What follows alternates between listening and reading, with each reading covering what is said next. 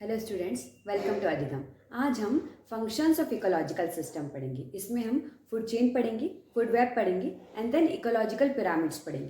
देखिए, ecological pyramids exam perspective से बहुत इंपॉर्टेंट टॉपिक है, इसलिए लेक्चर को पूरा देखिएगा ताकि हर एक कॉन्सेप्ट क्लियर हो। Let's start the lecture.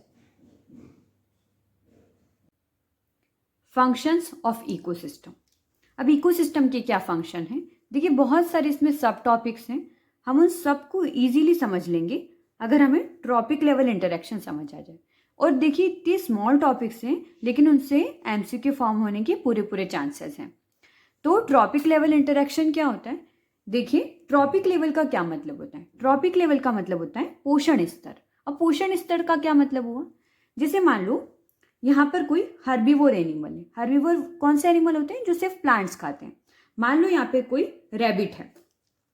अब जो रैबिट है उसका पोषण स्तर क्या है? अगर मान लो ये कोई रैबिट है तो उसका पोषण स्तर है कि वो जो है प्लांट को खाएगा। ठीक है, उसका न्यूट्रिशन वो किससे लेगा? प्लांट से लेगा। तो वो पर्टिकुलर इस ट्रॉपिक लेवल पे आएगा। तो हमने इस तरह से डिसाइड कर रखा है कि कौन कौन से ऑर्गेनिज्म, चाहे वो प्लांट हो या कोई एनिमल हो, वो एक पर्टिकुलर ट्रॉपिक लेवल में ही आएंगे। फॉर एग्जाम्पल, प्लांट्स है तो हमने उसको सबसे लोएस्ट ट्रॉपिक लेवल पे रखा है। क्यों? क्योंकि वो प्रोड्यूसर्स हैं। प्रोड्यूसर क्यों बोला उन्हें? क्यों? क्योंकि वो सनलाइट लेके अपना खाना खुद बना रहे हैं। ठीक है, वो किसी और से नहीं ले रहे हैं। तो पूरी अर्थ में सिर्फ एक ही प्रोड्यूसर पाए जाते हैं, वो क्या है? प्लांट्स हैं। अब प्लांट्स को कौन खाएगा? Herbivore animal. तो हर्बीवोर एनिमल जो हैं वो प्लांट को कंज्यूम कर रहे हैं, इसलिए इन्हें क्या बोला? कंज्यूमर। और कैसे consumer? Primary consumer. Primary consumer क्यों बोला? क्योंकि इसके पहले तो कोई कंज्यूमर है ही नहीं, सिर्फ प्रोड्यूसर्स हैं जो कि क्या है? प्लांट्स हैं। उसके बाद इस रैबिट को भी कोई खाएगा। For example fox. ठीक है, इस फॉक्स ने रैबिट को अपना एज ए न्यूट्रिशन समझ के खाया, तो वो क्या है? सेकेंडरी कंज्यूमर है। क्यों? क्योंकि जो प्राइमरी कंज्यूमर है वो प्रोड्यूसर्स को खा रहा है, तो ये सेकेंडरी कंज्यूमर। अब इसको कार्निवोर भी बोलते हैं। कार्निवोर का क्या मतलब हुआ? जो सिर्फ एनिमल्स को कंज्यूम करें, जो प्लांट मटेरियल है उसको ना खाएं, उसको क्या बोलते हैं? कार्निवोर बोलते हैं। अब ये जो फॉक्स है, हो सकता है इसको किसी लॉयन ने खा लिया हो, तो जो लॉयन है वो क्या है? Tertiary consumer. अब मान लो इस लॉयन का भी शिकार किसी ने किया, ठीक है, तो वो क्या हो जाएगा? Quaternary consumer. ऐसे जो लेवल है वो बढ़ते जाएंगे। तो अब जो भी लास्ट वाला जो कार्निवोर होगा उसको क्या बोलेंगे? टॉप कार्निवोर बोलेंगे। अब इस तरह से क्या होता है? प्रोड्यूसर से प्राइमरी कंज्यूमर, प्राइमरी कंज्यूमर से सेकेंडरी कंज्यूमर, सेकेंडरी कंज्यूमर से टर्शियरी, अब टर्शियरी के बाद भी अगर कोई क्वाटरनरी आ गया तो क्वाटरनरी। तो इस तरह से एनर्जी फ्लो होता रहता है। ठीक है, पर्टिकुलर ट्रॉपिक लेवल से दूसरे ट्रॉपिक लेवल एनर्जी जाती रहती है। अब ये हमने एक बेसिक कॉन्सेप्ट समझा। अब इसी बेसिक कॉन्सेप्ट के अराउंड पूरे चैप्टर में चीजें रिवॉल्व होगी। Food chain. अब हम फूड चेन को समझते हैं। देखिए, फूड चेन का बेसिक मीनिंग क्या है कि हर एक ऑर्गेनिज्म किसी और ऑर्गेनिज्म का फूड है। ठीक है, और ये जो ट्रांसफर ऑफ फूड है यही क्या है? Food chain. For example, caterpillar है। कैटरपिलर मतलब देखिए, जो बटरफ्लाई होती है उसके पहले क्या होती है? एक कैटरपिलर होती है, इस तरह से।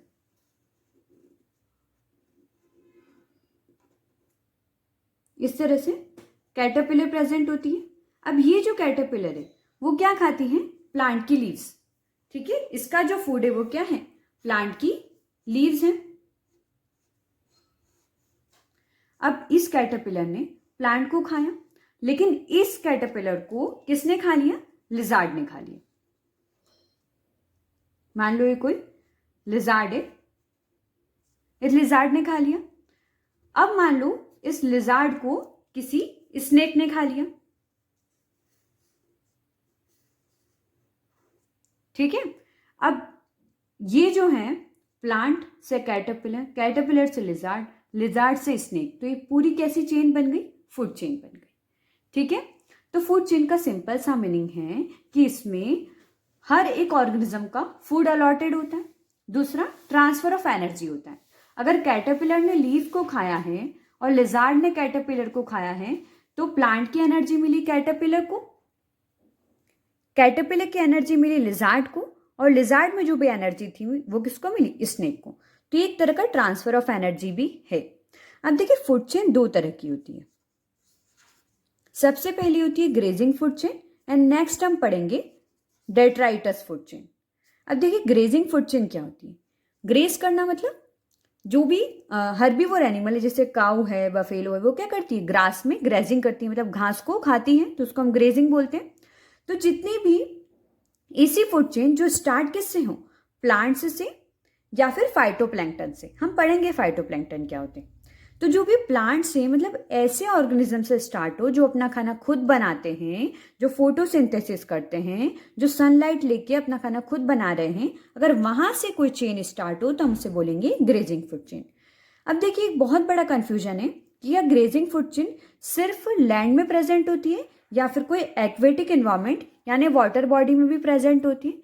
तो देखिए ग्रेजिंग फूड चेन जो है वो दोनों ही एनवायरमेंट में प्रेजेंट होगी। भले ही इसका नाम ग्रेजिंग है, लेकिन ये लैंड में भी प्रेजेंट होगी और वाटर बॉडी में भी प्रेजेंट होगी।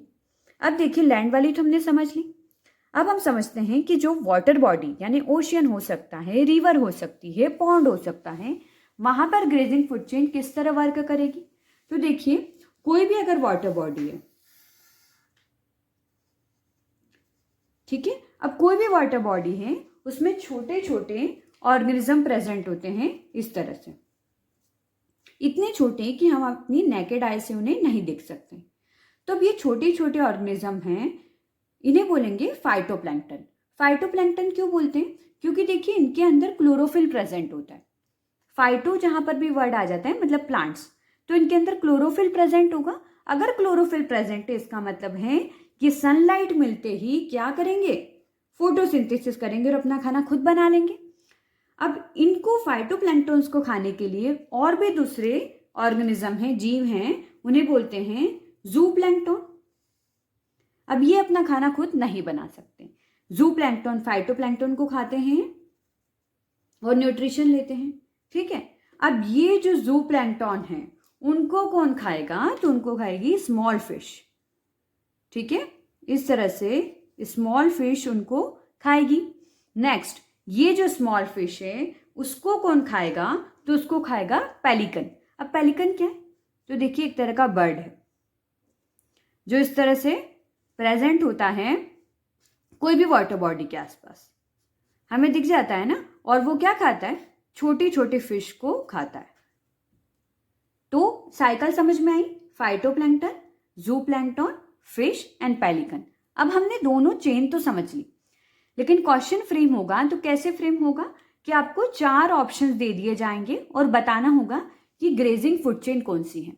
तो अगर मान लो आपको प्लांट, कैटरपिलर, लिजार्ड और स्नेक वाली साइकिल मिल जाए तो बहुत अच्छा, लेकिन अगर फाइटोप्लैंक्टन, जूप्लैंक्टन, फिश और पेलिकन वाली साइकिल या चेन मिलती है तो वो भी आंसर हो सकता है। ध्यान क्या रखना है कि ग्रेजिंग फूड चेन हमेशा स्टार्ट किससे होगी, प्लांट से और फाइटोप्लैंक्टन से। ये तीनों चीजें जो हैं वो चेंज हो सकती है, ठीक है। फिश की जगह कुछ और भी आ सकता है, पेलिकन की जगह कुछ और आ जाएगा, हो सकता है कैटरपिलर को फ्रॉग ने खाया हो, तो ये थोड़ी चेंजेस हो सकते हैं। अब सेकंड फूड चेन जो पढ़ते हैं वो है डेट्राइटस फूड चेन। अब डेट्राइटस फूड चेन का क्या मतलब हुआ, देखिए वर्ड बहुत ही यूनिक सा लग रहा है कि भाई कभी सुना ही ना हो, लेकिन जो चेन है वो बहुत ही सिंपल है। देखिए डेट्राइटस फूड चेन स्टार्ट कहाँ से होगी, तो लीटर से होगी। अब क्या होता है लीटर, अब देखिए कोई भी फॉरेस्ट है, ठीक है, यहाँ पर बहुत सारे ट्रीज हैं, कुछ एनिमल्स भी रह रहे हैं। अब ये जो है ट्री है, ये कोई लीफ शेड कर रहा है, ठीक है, पत्तियां गिरा रहा है। बहुत सारे ऐसे ट्रीज हैं जो कि अब गिर चुके हैं। इस तरह से ये एनिमल है, ये भी कोई वेस्ट प्रोडक्शन कर रहा है, ठीक है, तो ये भी चीज यहाँ पर है। तो लैंड पर बहुत सारी ऐसी चीजें हैं जो कि डेड हैं, डिके हैं, खत्म हो रही है, ठीक है, एक ऐसी प्रोसेस में, डिकम्पोजिशन की प्रोसेस में, यानी सड़ रही है, डेड हो रही है, डिके हो रही है, तो उन सब चीजों को क्या बोलते हैं, लिटर बोलते हैं, ठीक है। अभी जो भी लिटर हैं इनको कौन कंज्यूम करता है, तो अर्थवर्म कंज्यूम करता है, जैसे फील्ड में प्रेजेंट होता है ना, हम देखते हैं खेतों में अर्थवर्म प्रेजेंट होता है, केचुआ जिसको बोलते हैं।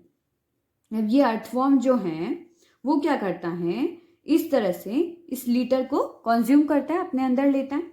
अब ये जो अर्थवॉर्म है इसको कौन खाता है? तो इसको खाता है चिकन। ठीक है, एक छोटा सा चिकन हो सकता है वो इस अर्थवॉर्म को खा गया हो। ठीक है, अब ये जो चिकन है इसको कौन खा रहा है? तो इसको हॉक खा रहा है। हॉक क्या होता है? तो देखिए बड़ा सा बर्ड है, एक बहुत बड़ा, मतलब बहुत यानी थोड़ी कंपैरेटिवली जो अपनी स्पैरो वगैरह है उनसे कोई बड़ा बर्ड है, वो किसको खा रहा है? चिकन को खा रहा है। तो डेट्राइटस फूड चेन का क्या सिंपल सा मीनिंग है? It starts from the litre. ये किसी प्लांट या फाइटोप्लैंक्टन से स्टार्ट नहीं हो रही है, लिटर से स्टार्ट हो रही है। और एक कैसी चेन है?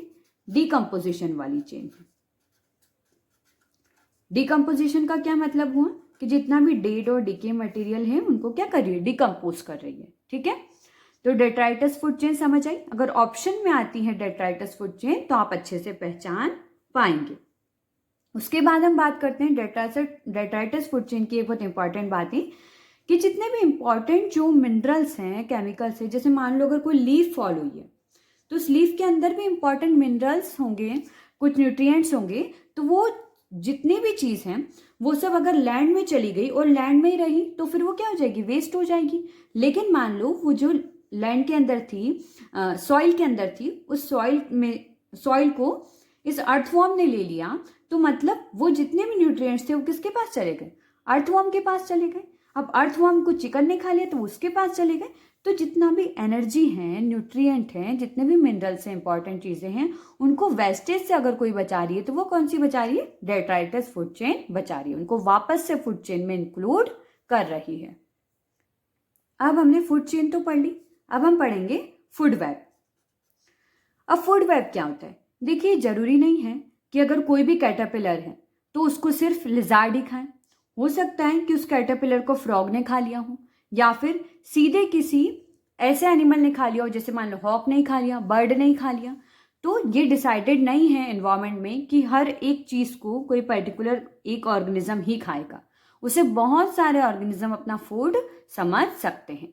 तो फूड वेब इसलिए बना, इसको बोलते हैं फूड वेब, यानी एक तरह का वेब यानी ट्रैप, एक जाल है। ठीक है, अब हम देखते हैं ग्रास। तो ग्रास को कौन खाता है? Grass offer. ठीक है, अब ग्रास ऑफर को किसने खाया? तो लिजार्ड ने खा लिया। अब लिजार्ड को किसने खाया? तो इस हॉक ने खा लिया। लेकिन हो सकता है कि ग्रास को रैबिट ने खाया हो। ठीक है, और फिर ये जो रैबिट है जब इसकी डेथ हुई है तो उसको किसने खा लिया हो? हॉक ने खा लिया हो। अब मान लो ये जो ग्रास है इसमें कुछ ऐसे ग्रेन्स लगे, मान लो व्हीट लगाया, राइस लगा, तो उसको माउस ने खा लिया हो। अब ये जो माउस है उसको सीधा स्काई से कोई बर्ड आई और उसने खा लिया हो। फिर मान लो हो सकता है इस माउस को इस बर्ड ने ना खाया हो और स्नेक ने खा लिया हो, इस स्नेक को इस हॉक ने खा लिया हो। ठीक है, तो अब इस तरह से हमने देखा कि बहुत सारे ऑर्गेनिज्म डिफरेंट ऑर्गेनिज्म से अटैच्ड हैं in the matter of food, कि कोई किसी का फूड है। अब हो सकता है इस ग्रास ऑफर को ही सीधे इस हॉक ने खा लिया हो। तो इस तरह से अगर कोई जाल बनता है तो उसे हम क्या बोलते हैं? फूड वेब बोलते हैं। ये बहुत ही सिंपल सा कॉन्सेप्ट था, लेकिन ये किस तरह से फूड चेन से डिफरेंट है वो हमने इसमें समझा। अब है इकोलॉजिकल पिरामिड्स। अब देखिए पिरामिड्स, अब हमने कुछ नहीं किया है, जो भी फूड चेन हमने पढ़ी है ना उसको पिरामिडल फॉर्म में कर दिया, इसको इस तरह से पिरामिड फॉर्म में देख लिया। अब हमें इसमें एक एमसीक्यू फॉर्म होता है वो देखना है। कैसा एमसीक्यू फॉर्म होता है? तो देखिए इसमें अधिकतर ऐसा एमसीक्यू फॉर्म होता है कि भाई पिरामिड ऑफ नंबर है तो उसका कौन सा पिरामिड अपराइट है और कौन सा पिरामिड इन्वर्टेड है। अपराइट और इन्वर्टेड का क्या मतलब हुआ? अपराइट यानी देखिए दिख रहा है बिल्कुल सीधा पिरामिड है, और इन्वर्टेड का मतलब क्या हुआ? इस तरह से अगर कोई उल्टा पिरामिड है तो उसको हम बोलेंगे इन्वर्टेड पिरामिड। ठीक है, अब हम देखते हैं पिरामिड ऑफ नंबर में क्या होता है। तो देखिए अगर नंबर की बात हो रही है तो हम हर एक ट्रॉपिक लेवल में जितने भी ऑर्गेनिज्म है उनके नंबर काउंट करेंगे। फॉर एग्जाम्पल ग्रासेस, तो देखिए जितनी भी ग्रासेस हैं वो बेस लेवल पे आती हैं, हम हमेशा जानते हैं। क्यों? क्योंकि वो फोटोसिंथेसिस कर रही है, ये तो प्रोड्यूसर्स हैं, तो ये हमेशा बेस लेवल पे आएंगे। अब ये जो ग्रासेस हैं इनको खाने वाला कौन है? तो ग्रासहोफर है। तो हम नेचुरली देखते हैं कि अगर मान लो 10 पौधे 100 पौधे हैं ग्रासेस के, तो उनको खाने वाले जो ग्रासोफर होंगे तो वो कितने होंगे? मान लो ये ग्रासोफर हैं 20। ऐसा तो नहीं हो सकता कि 100 ही ग्रासेस के जो प्लांट है उनके साथ 100 ही ग्रासोफर आ जाए। नॉर्मली ऐसा नहीं होता है। अगर मान लो 100 प्लांट्स हैं तो उन पे ग्रासोफर कितने होंगे? 20 हो सकते हैं। अब ग्रासोफर जो हैं उनको खाने वाले रेट्स कितने होंगे? तो मान लो 5 रेट्स हैं, ठीक है। अब ये जो 5 रेट हैं इनको खाने वाला स्नेक कौन सा होगा? यूजुअली स्नेक कम ही होते हैं तो एक होगा। तो इस तरह से नंबर क्या हो रहे? डिक्रीज हो रहे। जब नंबर कम हो रहे हैं तो हमारा पिरामिड का जो एपेक्स है, जो कोन है, वो भी क्या होता है? जा रहा है, कम होता जा रहा है। इस तरह से कोनिकल शेप आता जा रहा है, ठीक है। तो एक अपराइट पिरामिड है जिसमें जैसे जैसे ट्रॉपिक लेवल बढ़ता जा रहा है, नंबर ऑफ ऑर्गेनिज्म क्या होते जा रहे हैं? कम होते जा रहे हैं, ठीक है। नंबर से हमने हर एक ट्रॉपिक लेवल को देखा। तो अब इस तरह से अपराइट पिरामिड की बात करें तो वो किस में हो सकता है? ग्रासलैंड इकोसिस्टम में हो सकता है, जो कि हमने अभी देखा। नेक्स्ट हम बात करते हैं पॉन्ड इकोसिस्टम की। तो पॉन्ड में क्या होता है? देखिए, हमने फाइटोप्लैंक्टन्स, उसके बाद जूप्लैंक्टन, फिर स्मॉल फिश, फिर लार्ज फिश, फिर हॉक। हॉक क्या है? एक तरह का बर्ड है, ठीक है, बड़ा बर्ड है जो कि फिश को खाता है। तो इस तरह से अगर हम देखें तो पॉन्ड में भी देखिए फाइटोप्लैंक्टन से इनके जो नंबर है वो बहुत ज्यादा होंगे। उसके बाद जूप्लैंक्टन के थोड़े कम होंगे, फिर स्मॉल फिश है वो और कम होगी, फिर लार्ज फिश और कम होगी, और हॉक जो है वो और कम होगा। इसमें भी नंबर इंक्रीज हो रहा है, इसलिए क्या है? अपराइट पिरामिड है, ठीक है। आपसे क्वेश्चन आता है, आप पिरामिड ऑफ नंबर में एमसीक्यू में वो ऑप्शन सिलेक्ट करें जो कि इन्वर्टेड पिरामिड है, यानी उल्टा पिरामिड है। तो वो कौन सा पिरामिड होगा? ट्री इकोसिस्टम वाला। याद रखिएगा, ट्री इकोसिस्टम वाला नंबर में इन्वर्टेड पिरामिड है। ऐसा कैसे? अब हम देखते हैं कि जैसे मान लो ये ट्री है और ये एक ही ट्री की बात कर रहे हैं, ठीक है। अब ये जो ट्री है इसके ऊपर मान लो कोई बर्ड है, तो ट्री के ऊपर क्या सिर्फ एक ही बर्ड रहती है? नहीं, ज्यादा भी रह सकती है। ये एक और बर्ड है, ठीक है। तो अब नंबर किसका जा रहा है? देखो, ये तो एक ही है, लेकिन ये कितनी बर्ड हो गई? 3 बर्ड हो गई। अब ये जो 3 बर्ड हैं इन पे जो पैरासाइट्स रह रहे हैं, पैरासाइट्स का क्या मतलब होता है? देखिए, पैरासाइट्स ऐसे ऑर्गेनिज्म हैं जो कि इन बर्ड्स के ऊपर रह रहे हैं। अब देखिए, एग्जाम्पल समझते हैं पैरासाइट का ह्यूमन से। जैसे मान लो एक ही व्यक्ति है, ठीक है, ये बहुत दिन से नहाता नहीं है, बहुत दिन में नहाता है, जैसे मान लो 8 दिन में एक बार नहाता है, तो इसके जो सिर पर हेयर्स में लाइसेस हो जाएगी, जो जिसको बोलते हैं लाइसेस बहुत सारी हो जाएगी। तो अभी लाइसेस क्या है? छोटी छोटी लाइसेस इसके हेयर में क्या है? एक तरह से पैरासाइट है भाई। वो जो लाइस है वो एक ऑर्गेनिज्म है जो कि इसकी बॉडी से ब्लड ले रही है, न्यूट्रिशन ले रही है और अपनी लाइफ को कैरी कर रही है। तो इस तरह से ये जो बर्ड्स हैं इनमें भी कुछ इस तरह से पैरासाइट प्रेजेंट हो सकते हैं। अब मान लो जैसे मान लो एक बर्ड के पास 5 पैरासाइट है। अब 5 पैरासाइट हैं, अब उन पे भी पैरासाइट हो सकते हैं। तो मान लो ये इसके पास 5 है तो इसके पास भी 5, इसके पास भी 5, तो कितने पैरासाइट हो गए? 15। अब देखिए, ये जो पैरासाइट्स हैं, अब इन पे भी कुछ पैरासाइट प्रेजेंट है जिनको हम हाइपर पैरासाइट बोलते हैं। जैसे मान लो ये कोई लाइस है, इसके ऊपर 2 हाइपर पैरासाइट प्रेजेंट है। ऑलरेडी कितनी लाइस थी? 15 लाइस थी जो इन बर्ड के ऊपर रहती थी। अब ये जो 15 लाइस है, हर एक लाइस पे 2 हाइपर पैरासाइट प्रेजेंट है, यानी लाइस के ऊपर भी 2 पैरासाइट प्रेजेंट है। तो अब एक लाइस के ऊपर 2 पैरासाइट प्रेजेंट है, तो 15 लाइस के ऊपर कितने पैरासाइट हो गए? 30 पैरासाइट्स हो गए। तो हम देखते हैं कि जो नंबर डिक्रीज होना चाहिए वो नंबर क्या होता जा रहा है? बढ़ता जा रहा है। तो इसलिए हम कहते हैं कि ट्री का जो पिरामिड होता है नंबर वाला, वो कैसा होता है? इन्वर्टेड होता है, ठीक है, अपराइट नहीं होता है। आपको याद रखना होगा कि ट्री का pyramid of number is inverted, okay. अब हम बात करते हैं पिरामिड ऑफ बायोमास। अब बायोमास का क्या मीनिंग हुआ? देखिए, पहले हमने नंबर्स देखे थे, अब देखिए बहुत मुश्किल काम है कि कोई भी ग्रासलैंड इकोसिस्टम में जाएं और हम एक पर्टिकुलर एक ही ग्रास का पौधे को काउंट करें कि यहाँ पर इतने ग्रास के प्लांट्स हैं, तो इस तरह से इस जो प्रॉब्लम है इसको हटाने के लिए हमने बायोमास वाला जो प्रिंसिपल है वो निकाला है। अब बायोमास का क्या मतलब है कि मान लो एक एरिया डिसाइड करेंगे, 1 मीटर स्क्वायर मान लो अपन ने एक एरिया डिसाइड किया, उस एरिया के अंदर कितने ग्राम कोई भी ऑर्गेनिज्म प्रेजेंट है, मान लो ग्रास है, तो उसका हम ड्राई वेट निकालेंगे, इसके अंदर से मॉइस्चर हटा देंगे, उसका ड्राई वेट काउंट करेंगे, वही हमारा क्या होगा, बायोमास होगा। ठीक है, तो अब जैसे मान लो एक पर्टिकुलर मीटर स्क्वायर एरिया पे हमने देखा कि जो ग्रासेस हैं वो 1000 kg है। ठीक है, इतना इसका बायोमास है।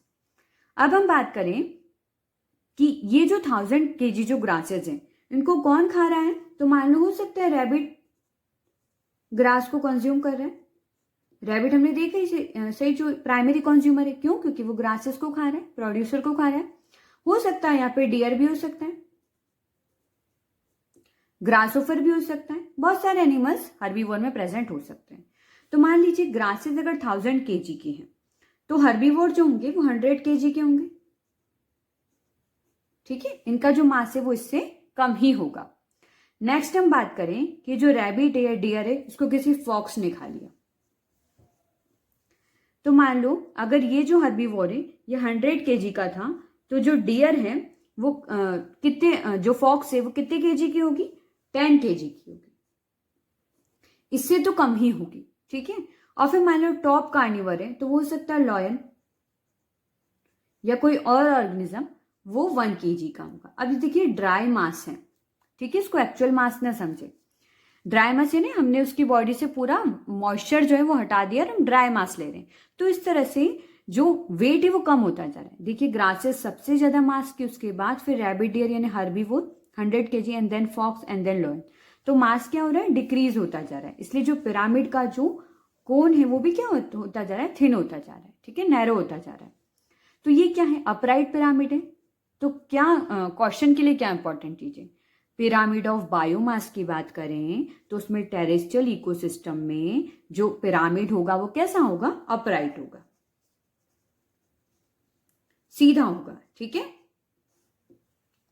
लेकिन हम बात करें एक्वेटिक इकोसिस्टम में, यानी कोई भी वाटर बॉडी, पॉन्ड हो सकता है, पॉन्ड हो सकता है, रिवर हो सकता है, ओशियन हो सकता है, सी हो सकता है, अगर उस इकोसिस्टम की बात करें तो वहां पर जो प्रोड्यूसर्स होंगे, प्रोड्यूसर कौन हो सकते हैं एक्वेटिक इकोसिस्टम में, अब तो बहुत बार पढ़ लिया है, फाइटोप्लैंक्टन्स होंगे, फाइटोप्लैंक्टन्स को खाने वाले जूप्लैंक्टन्स होंगे। ठीक है, तो अब ये जो है अगर इन सबको भी हम मिला लें और इनका मास काउंट करें तो मान लीजिए इनका मास आया 10 kg। ठीक है, ये बहुत ही छोटे ऑर्गेनिज्म है, इनका मास इतना ज्यादा नहीं होता है। अगर बहुत ज्यादा हमने फाइटोप्लैंक्टन जूप्लैंक्टन को उनका मास हमने देखा तो मान लीजिए 10 kg आया। अब हर्बीवोर, उनको खाने वाले कौन से एनिमल है, तो हो सकता है देखिए कोई स्मॉल फिश होगी, ठीक है, जो इन छोटे छोटे जूप्लैंक्टन को खाती होगी। तो अब ये जो स्मॉल फिश हैं इनका मास मान लीजिए 100 kg हो गया, क्योंकि इनसे तो थोड़ी बड़ी ही है। अब इस स्मॉल फिश को खाने वाली कोई लार्ज फिश होगी, मान लो वेल हो गई। ठीक है, तो इसका मास तो 1000 kg हो गया। ठीक है, और भी बहुत सारे शार्क्स हो सकती हैं, डॉल्फिन्स हो सकती हैं। तो अब ये जो है, अब हम देखते हैं कि बायोमास जो क्या हो रहा है, इंक्रीज हो रहा है, बल्कि क्या होना चाहिए, डिक्रीज होना चाहिए। तो हम बात करें कि pyramid of biomass in aquatic system is inverted. ठीक है, कैसा है, इन्वर्टेड है, अपराइट नहीं है। आ गई बात समझ, इस चीज को हम याद रखेंगे। अब है pyramid of energy. Pyramid of energy को समझने के लिए हम एक रूल समझते हैं। देखिए कोई भी ऑर्गेनिज्म है, मान लीजिए प्लांट हो गया, इसको किसी ग्रासहोफर या मान लीजिए रैबिट ने ही खाया है। मान लीजिए इसको रैबिट नहीं खाया। अब देखिए इस प्लांट के पास अगर 1000 किलो कैलोरी एनर्जी है तो इसके पास कितनी आएगी, 100 किलो कैलोरी। ऐसा क्यों होगा, क्योंकि 10% रूल है। कोई भी ऑर्गेनिज्म किसी ऑर्गेनिज्म को खा रहा है, कंज्यूम कर रहा है, तो जो 10% एनर्जी है उसके पास ट्रांसफर होगी। बाकी जो 90% है वो in the form of respiration, heat loss, environment में चली जाएगी।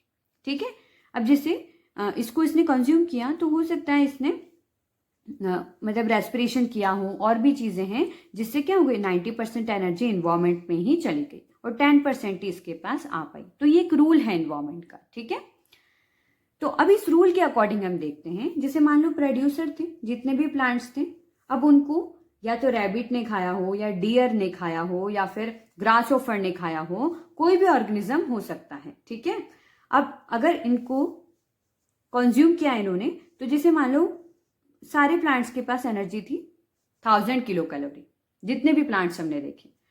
उसके बाद अगर इनको किसी ने खाया है तो वो एनर्जी कितनी हो गई, 100 किलो कैलोरी, क्योंकि 10% ही एनर्जी ट्रांसफर होती है, ये हमने अभी देखा है। अब सेकेंडरी कंज्यूमर, मान लो किसी फॉक्स ने रैबिट को खा लिया हो, तो फॉक्स के पास कितनी एनर्जी गई, उसका 10%, यानी 10 किलो कैलोरी। अब जो फॉक्स है उसको लॉयन ने खाया हो तो वापस 10% गई, यानी 1 किलो कैलोरी। तो हमने देखा कि एनर्जी हमेशा क्या हो रही है, कम हो रही है, डिक्रीज हो रही है। इसलिए जो पिरामिड है एनर्जी का वो कैसा बना, अपराइट बना। अब हमने देखा कि यहाँ पर तो कहीं मेंशन नहीं है कि ना तो ये टेरेस्ट्रियल का है, भाई ग्रासलैंड इकोसिस्टम का है क्या, या फिर एक्वेटिक पॉन्ड का है क्या, हमने कहीं भी मेंशन नहीं किया। क्यों नहीं किया है, क्योंकि pyramid of energy is always upright. ये कैसा पिरामिड है, जो हमेशा ही सीधा बनेगा। ठीक है, क्यों, क्योंकि हमेशा एनर्जी जो है वो कम होगी। ऐसा नहीं होगा कि कभी एनर्जी बढ़ जाए, हमेशा एनर्जी क्या होगी, कम ही होगी। तो आपसे अगर एमसीक्यू ऐसा फॉर्म होता है कि पिरामिड ऑफ एनर्जी, ऐसा कोई इन्वर्टेड वाला ऑप्शन दे दिया, तो हमेशा रॉन्ग होगा। क्यों, क्योंकि ये बात बिल्कुल यूनिवर्सल है कि pyramid of energy is always upright. Thanks for watching the video. Like and share the videos and subscribe the channel and press the bell icon. Keep studying.